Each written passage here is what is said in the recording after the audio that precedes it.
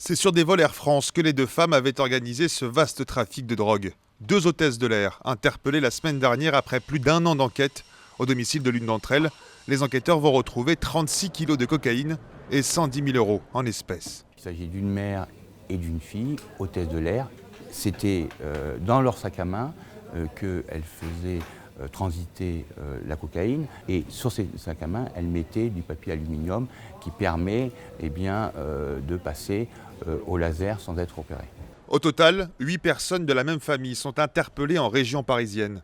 Le réseau se fournissait par l'intermédiaire de ces hôtesses de l'air. Elles s'approvisionnaient à Pointe-à-Pitre en Guadeloupe.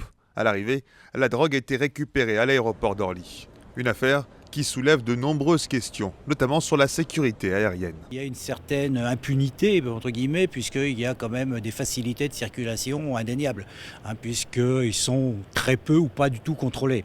Mais c'est valable pour les services de contrôle, aussi bien les douaniers que les gendarmes, les policiers. Finalement, on ne se contrôle pas entre nous. La mère a été incarcérée et mise en examen. Quant à sa fille, enceinte, elle a été remise en liberté et placée sous contrôle judiciaire. Embarrassée, Air France refuse tout commentaire.